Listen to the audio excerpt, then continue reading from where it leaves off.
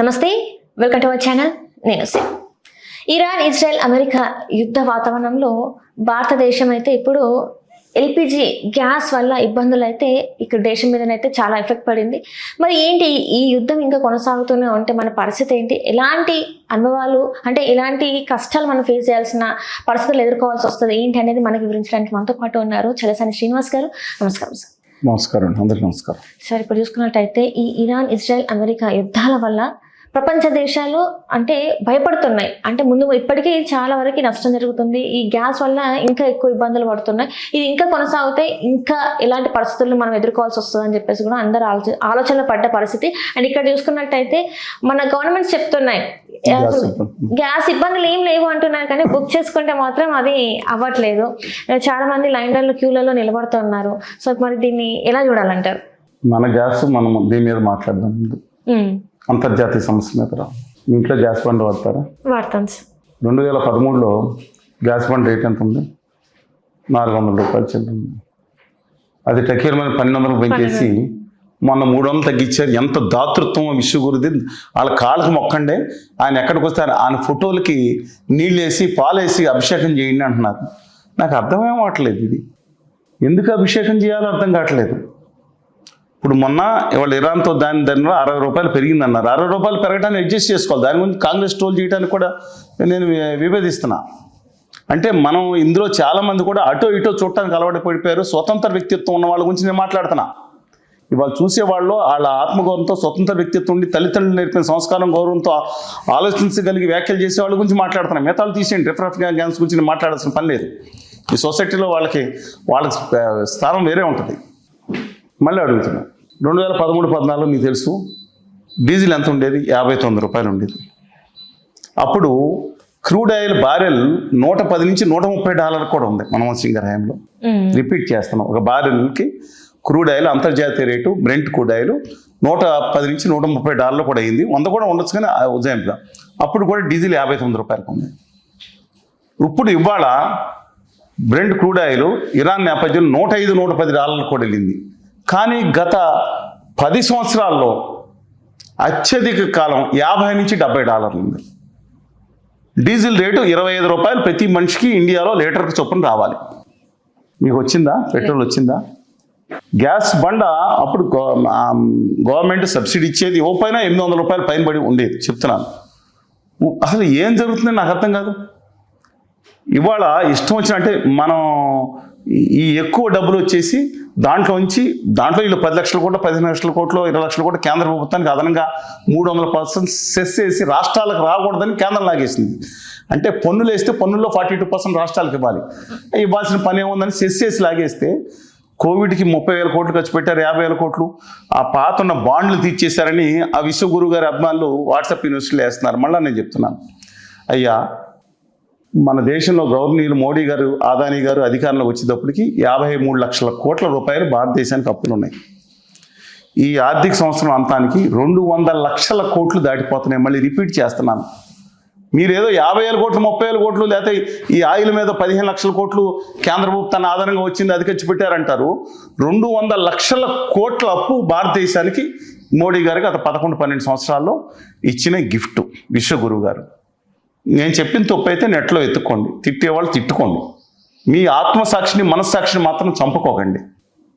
హిందూ మతం అంటే హిందూ మతం సర్వోత్కృష్టమైంది చాలాసార్లు చెప్పాను. తనలోని మూఢనమ్మకాలు వదిలించుకుంటూ, అభ్యుదయభావాలు పుణిపుచ్చుకుంటూ, ఆధ్యాత్మిక అలంబనంగా అనంత గోదావరి గంగా ప్రవాహంలా సాగే గొప్ప జీవన విధానం ఈ ప్రపంచంలో హిందూ మతం. హిందూ మతానికి కాపీరైట్ ఆ పార్టీ కాదు, ఆ సంస్థ కాదు, ఇంకొకళ్ళు కాదు.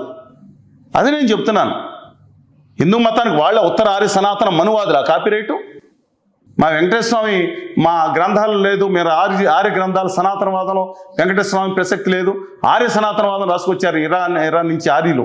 దాంట్లోనేమో అయ్యప్ప స్వామి లేడు, సిద్ధి సాయిబాబు లేడు అంటే వాళ్ళు ఉంచుకోమనండి, మాకెందుకు? మా సమ్మక్క లేదు, మా ఇల్లమ్మ లేదు, మా మైసమ్మ లేదంటే వాళ్ళ పుస్తకాలు నేను ఎందుకు నమ్ముతా? అందుకని దయచేసి సబ్జెక్ట్ అంటే దయచేసి ఆ హిందూ మతం అంత పక్కన పెట్టండి. ఎందుకంటే మనందరం హిందువులే, కానీ పార్టీలు కాదు. నేను అడుగుతా ఉన్నాను, ఎందుకని మన ధర్మం కోసం, దేశం కోసం అంటారంటే ధర్మం కోసం దేశం హిందువులు అందరూ 80% మంది పైగా హిందువులు ఈ ధర్మం కోసం, దేశం కోసం అదానీ గారిని మొయ్యాలా, అంబానీ గారిని మొయ్యాలా? రష్యా నుంచి తక్కువ రాయలు తీసుకొస్తే ఇండియా మీద ఏది ఇరాన్ సారీ అమెరికా ఆంక్షలు పెడితే ఆ ఆయిల్ అత్యధిక ఆయిల్ ఎవరు తెచ్చుకున్నారు? పావలా బేడా తెచ్చుకుందే గుజరాతీ వ్యాపారులు. వాళ్ళు ఎక్కువ రేట్లకు యూరోప్కి అమ్ముకున్నారు. లక్షల కోట్ల లాభం సంపాదించింది వాళ్ళు. మీకేమైనా లాభం వచ్చిందా నేను అడిగితే? మీ పెట్రోల్ ఏమైనా 20 రూపాయలు కొట్టించుకున్నారా? మీ స్వాదం మీ కష్టంతో మీరు పస్తా ఇంకొకళ్ళు గుజరాతీ బదిలీ చేస్తారేంటి? ఎస్, గ్యాస్కి వస్తున్నారు ప్రతి ఒక్కళ్ళండి. ఇది నేను ఖచ్చితంగా హైలైట్ చేయండి. నేను చంద్రగా హైలైట్ చేయమని చెప్పను.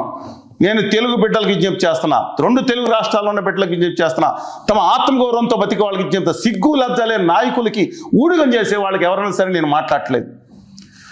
ఇంపార్టెంట్ ఆస్పెక్ట్ ఇది. ఏమండి, ఇవాళ శ్రీకాకుళం నుంచి అనంతపురం వరకు, నెల్లూరు నుంచి ఆదిలాబాద్ వరకు మహిళలు ఇవాళ బుక్ చేస్తే గంటల్లో ఎదురు వచ్చిందనే దొంగ మెసేజ్ని పెడుతున్నారు. డొమెస్టిక్ ఏమి ఇబ్బంది లేదు, 24 అవర్స్లో వచ్చేసిందని పెడుతున్నారు. వాళ్ళ బాధలు పడే వాళ్ళకి తెలిసి ఎక్కడో 100 మందికి ఒకరికి వచ్చి ఉంటుందేమో. ఇవాళ కమర్షియల్ అంతా ఇబ్బంది పడిపోతే చాలా హోటల్స్లో ఎన్ని బంద్ చేశారో నేను చెప్పండి. మీరు నాకు మా భూగర్భంలో గ్యాస్ ఉంటే మేము కష్టం కష్టపడుతుంటే ఎవడికి ఆడి గ్యాస్ బండి కోసం మీ ఇంటికి గ్యాస్ పైప్ లైన్ తీసుకుంటే గ్యాస్ వస్తుంది, పెట్టుకుంటారు. మీకు ఇప్పుడు 14 గంటల బూటెన్లో తేడా ఉన్నది, మీకు ఇబ్బంది లేదు. ఒక ఫ్యామిలీకి మీకు 2 నెలలకు వచ్చే గ్యాస్ 4 నెలలు 3 నెలలు అలా పైప్ తేలిని తీసుకుంటే గ్యాస్ వస్తుంది. ఎందుకని జరగట్లేదని అడుగుతున్నాను నేను. ఈ రాజకీయ నాయకులు సిగ్గు లేదా అనే ప్రశ్న ఇస్తే వాళ్ళ సమాధానం ఏం చెప్తారు? గుమా వ్యాపారులకు తాకట్టు పెడుతున్నారు అంటే ఏం చెప్తారు? తెలంగాణ నుంచి, ఆంధ్రప్రదేశ్ నుంచి, తెలంగాణ నుంచి లైన్ వేసుకుని అఫీషియల్గా ఒక దుర్మార్గమైన జీవో ఇచ్చింది ప్రభుత్వం. ఏ రైతునన్నా కేంద్ర ప్రభుత్వ సంస్థలే తీసుకోవచ్చు, ప్రైవేట్ అనేది వేసుకోవచ్చు చేసి అనేది ఆంధ్రప్రదేశ్ ప్రభుత్వం వేసిపెట్టింది. ఎవరనేది ఎవరు ఇచ్చారనేది మీరే వెరిఫై చేసుకోండి. ఇంత దుర్మార్గం చేస్తుంటే మాకు ఇవ్వకుండా మేము మళ్ళీ గ్యాస్ బద్దలు కొడతామంటే మళ్ళీ దేశద్రోహం కేసు అవుతుంది. కొట్టం, కానీ మాకు ఇచ్చిన తర్వాత వాళ్ళకి ఇమ్మంటున్నాం. మాకు రాయల్టీ కేంద్ర పార్లమెంట్ కమిటీ ఉండవాలి గారు అందరూ ఉండగా ఒకటి ఇచ్చారు, తర్వాత కూడా ఇచ్చారు 50% రాయల్టీ ఇవ్వకుండా దొబ్బుకుపోతున్నారు. నేను అడుగుతూ ఉన్నాను, తెలుగు బిడ్డగా అడుగుతున్నాను. ఎస్, నాకు ఆంధ్రప్రదేశ్ కానీ తెలంగాణ కావాలి. నాకు తెలుగు 13 కోట్ల మంది నాకు తెలుగు బిడ్డలు అందరూ ఎక్కడ కావాల్సిందని నేను అనుకుంటున్నాను. కమ్ వాట్ ఎవర్, వాళ్ళు గుజరాతీ పాటలు పడుకోమనండి, ఉత్తరాది సనాతన భాషని మాట్లాడుకోమనండి, కొంతమంది సినిమా వాళ్ళకి సినిమా క్రేజ్ పెట్టుకోమనండి, కొంతమంది ఫ్యాక్షనిస్టులకి అనుకూలంగా ఉండమనండి, వాళ్ళ ఇష్టం అది. తెలుగు జాతి గొప్పగా ఉండాలని కోరుకుంటున్నా. మనం ఏమైనా దేబురించుకునే పరిస్థితి లేదు. ఆంధ్రప్రదేశ్కి విభజన హామీలు ఇవ్వకుండా ప్రత్యేక హోదా రైట్ రాయలుగా రావాలి కాసిన హక్కుల్ని రాకుండా మోసం చేసి ఆ గుజరాతీ వ్యాపారులు దొబ్బుకు పోతే చావలేని చావత్త కాని సమాజం అని నేను అడుగుతున్నాను. నాయకులు మీరు వీళ్ళు తిట్టుకుంటారు, వీళ్ళు కొట్టుకుంటారు. ఇదో సంబంధం అంటారు, ఈ సంబంధం అక్కడ సంబంధాలు ఎవరికి కావాలండి? వాళ్ళ మాట్లాడితే వీళ్ళని దచ్చుకోవటం, వీళ్ళని దచ్చుకోవటం, వీళ్ళు బొత్తు మాట్లాడతాం, వీళ్ళు బొత్తు మాట్లాడతాం, రా అంటాం. ఇదే వీడియోలు 24 గంటలు. Right, unfortunate, very unfortunate. నేను మీరు అంటున్నారు ఆ సమస్యల తర్వాత ఇరాన్ ఇది ఏమవుతుంది అనేది. వాళ్ళు ఏదో షిప్లు వచ్చేసినాయంట. బంగ్లాదేశ్ షిప్ వెళ్తే కాదు, విశ్వగురు గారు మన షిప్లు వచ్చినాయంట. ఇరాన్ షిప్ని అమెరికా వాళ్ళు వెంటబడి ఐరిస్ లావణ్ అనే యుద్ధ నౌకని సైనికుల మీద వేసేస్తాను చూస్తుంటే ఇండియా ఇరాన్ నౌకని మన జలాల్లోకి మనం తీసుకుని కొచ్చిన్ నౌకాశ్రయంలో ఆ యుద్ధ నౌకకి దాదాపు 100 సైనికులకి, ఇరాన్ నావికులకి ఆశ్రయం ఇచ్చి అల్లుళ్ళ చూసుకుంటుంది ఈ భారతదేశంలో మన ఇండియా ప్రభుత్వం. అలాంటిది ఈ ప్రపంచంలో అనేక దేశాలను వదిలేస్తే మా వాళ్ళు వచ్చేసింది, అనేక మంది భారతీయులను చంపేసింది ఇరాన్. దాంట్లో ఏది షిప్పుల మీద దాడి చేసినప్పుడు కూడా చనిపోయారు. మనం ఎవరు వాళ్ళందరినీ, అలాంటిది మనం యుద్ధంలో లేము. ఇజ్రాయెల్ వెళ్ళొచ్చుంటారు, మనం యుద్ధంకి ఎవరికి సపోర్ట్ చేయట్లేదు. ఇరాన్ కానీ ఇజ్రాయెల్ కానీ మన భూభాగం మీద ల్యాండ్ అయ్యి ఇరాన్ మీద దాడి చేయడానికి ఒప్పుకోము కూడా. అలాంటి మనం ఏం తప్పు చేశాను, మన షిప్పులు వదిలేసింది విశ్వగురు గారు గొప్పతనం అంటారు. నాకు అర్థమే కావట్లేదు. ఇది మన నౌకలను కాపాడాం, మన దగ్గర ఆశ్రయించుకుంటాం, 100 మంది చూస్తున్నాం, మన కాళ్ళకి రిలేషన్స్ ఉన్నాయి, వేరే సంగతి. అరే మనకు అంతర్జాతీయంలో మనం నిర్ణయం తీసుకుంటాం, దాని గురించి వ్యతిరేకం చేస్తారా? అలా సరే, ఆ సబ్జెక్ట్ వేరే మాట్లాడదాం. నేను గ్యాస్ వరకు కన్ఫైన్ అవుతున్నా, అంతర్జాతీయ సంబంధాల తర్వాత మాట్లాడదాం. మా గ్యాసు, మా పెట్రోలియం ప్రొడక్ట్స్ ఇక్కడ మా అవసరాలు తీరిన తర్వాత రాయల్టీ ఇచ్చి దేశం ఎక్కడికన్నా తీసుకెళ్లే హక్కు మీకుంది.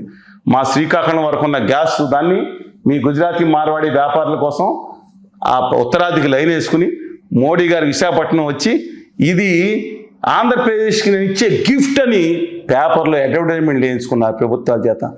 మా శ్రీకాకుళం వరకు ఉన్న గ్యాస్ లైన్ మా యొక్క లోకల్ స్థానికులకి, మహిళలకి అందరికీ గ్యాస్ లైనో లేకపోతే ఇండస్ట్రియల్ అవసరాలకు ఇవ్వకుండా మీ వ్యాపారాల కోసం వేసుకుని ఆ కన్నం పెట్టి మా గిఫ్ట్ ఏంటో నాకు అర్థం కాదు. చప్పట్లు చరుచుకుంటున్నారు శ్రీకాకుళం నుంచి. గుజరాతీ పాటలు పాడుకుంటున్నారు. దురదృష్టకరం. సారీ అండి. Right sir, right sir, right. Thank you. నమస్కారం.